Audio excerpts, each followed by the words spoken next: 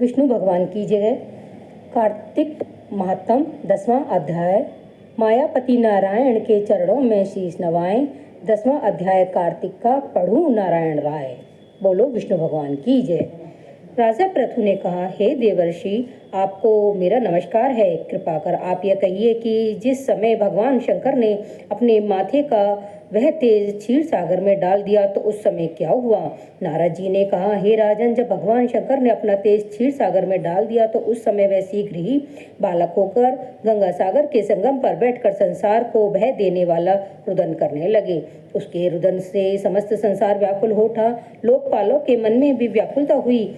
चराचर चलायमान हो गया। संकट सुमन के हृदय से ब्रह्मांड व्याकुल हो गया। समस्त देवता और ऋषि मुनि व्याकुल होकर लोक पितामह श्री ब्रह्मा जी की शरण में गए। सबने मिलकर श्री ब्रह्मा जी को प्रणाम किया और उनकी स्तुति की और कहा, हे पितामह, यह तो बड़ा भयंकर समय उपस्थित हुआ है। हे महायोगिनी, इसका नाश कीजिए।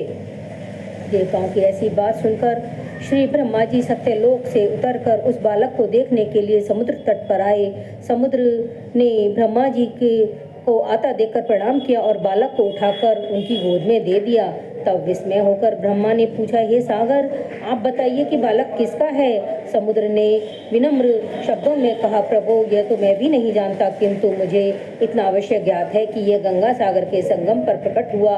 अतः ये जगत गुरु, आप इस बालक का जात कर्म आदि संस्कार कीजिए। इसका जातक फल बताइए। नारद जी के कहते हैं कि इधर तो सागर ब्रह्मा जी के गले में हाथ डालकर बार बार उसका आकर्षण कर रहा था।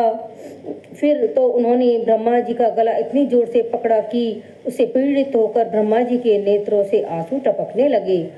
किसी प्रकार से ब्रह्मा जी ने अपने दोनों हाथों का जोर लगाकर अपना गला छुड़ाया और सागर से कहा, हे सागर, सुनो, मैं तुम्हारे पुत्र का जातक फल कहता हूँ। मेरे नेत्रों से जो जल निकला, इस कारण इसका नाम जलंधर होगा। यह उत्पन्न होने के साथ ही तरुण हो गया है। इससे यह सब शास्त्रों और परागामी, महापराक्रमी, महावीर, बलवान, महायोद्धा और रण दुर्मद होगा। यह बालक सब दैत्यों का अधिपति और भगवान विष्णु को जीतने वाला होगा तथा यह कहीं भी कभी भी नहीं हारेगा। एक भगवान शंकर को छोड़कर यह सबसे अवध्य होगा। जहाँ से उत्पन्न हुआ है फिर वहीं जाएगा। इसकी स्त्री बड़ी पतिव्रता, सौभाग्यशालिनी, सर्वांग सुंदरी और परम मनोहर, मिष्ट भाषणी और शीलवान होगी। नारद जी कहते हैं, हे राजन, सागर से ऐसा कहकर ब्रह्मा जी ने शुक्राचार्य को बुलाकर उनके हाथों से बालक का राज्य अभिषेक कराया और स्वयं अंतर्ध्यान हो गए।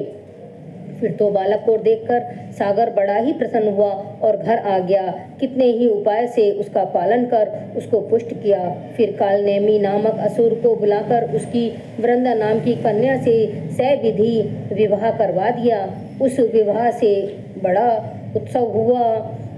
श्री शुक्राचार्य के प्रभाव से